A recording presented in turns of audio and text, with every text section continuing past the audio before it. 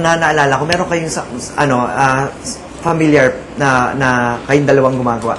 Yung when you come up on stage, especially if it's a fast number, hindi nagsaswap yung movements ninyo sa song.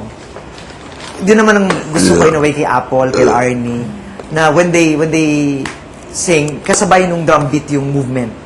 So, be careful with that. Kasi minsan, parang tama naman yung kanta, pero nabumuko offbeat because of the movements. So, kung ano yung, at saka minsan, huwag kayo conscious kung meron man kayong choreography or meron kayong may sinabi sa inyo steps, huwag kayo conscious sa steps. Kasi nahahalata na inaral nyo eh. Or kaya sabi sa inyo, move to the right sa ganitong part. So, makikita bilang, nalilimutan nyo, move kayo bigla. Don't do that. Just go with the flow of the music. Especially this song, ha? Diba? My love is your love. Go. Sige. Siya na tayo. My love is your love is my love, our love is here to stay. Hey, hey, hey. What you find out, what you feel now. What you know. Hati kayo. Tsaka huwag nyo, kahit hindi nyo masyadong sundin yung original. You've got to be real. Ang adlib ng original, you've got to be real. Pwede nyo gawin, real. Ibahin nyo na lang. Just make sure na hindi kayo mag-overboard. Tsaka huwag kayo magkasapawan. Kasi pareho kayong Okay? Magbigayan kayo. And yung movement ninyong dalawa, dapat sakto. Enjoying. You have to enjoy your numbers. Iba sa inyo talaga, nagpa-perform lang. You have to enjoy what you're doing. Nahalata kasi sa stage eh. If I'm an audience, alam ko pag fini-fake ng performer ang ginagawa niya. While, if you're enjoying, the audience will feel it. They will enjoy too. Pag ganun mga tao, wow!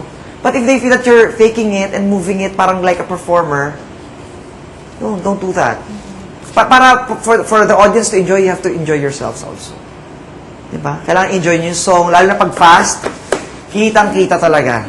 Pag yung alam na aral, don't be too technical about your... Kasi, biruin mo from Monday to Friday, or Sunday to Friday, nag-aaral na kayo everyday nung gagawin ninyo for the Saturday. So when you get there, wag niyong guluhin yung isip niyo, wag niyong isipin yung masyado yung diction.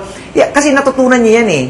Dapat every klase, kay Direk Joey, kay Mr. C, ina-absorb niyo during classes. Pagdating doon, dapat accumulation na of what you've learned.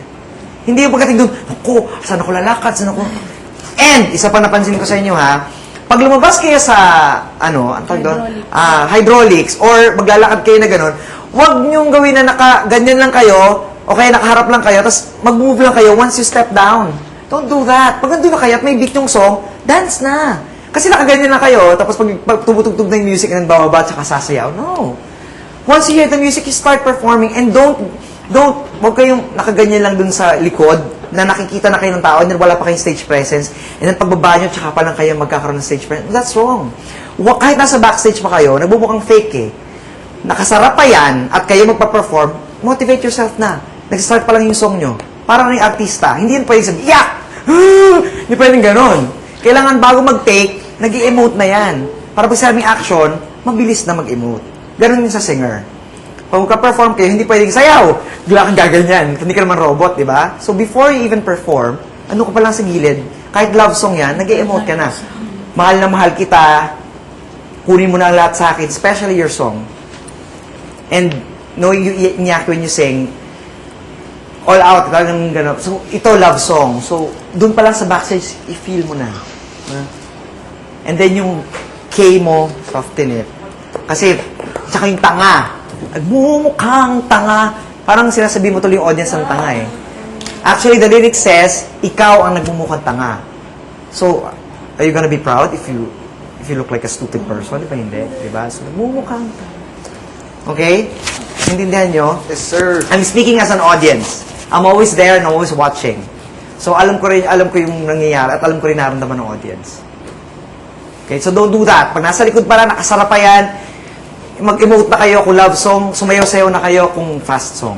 Huwag yung nakabukas sa siglang pagbaba nyo, bigla kayo nagagan. Para kayong bata na binigyan ng piso to dance pag nandun na sa gitna. No. You're performers. Snap. Pizza lang. Go. Okay? Thank you po, sir. Thank you, sir.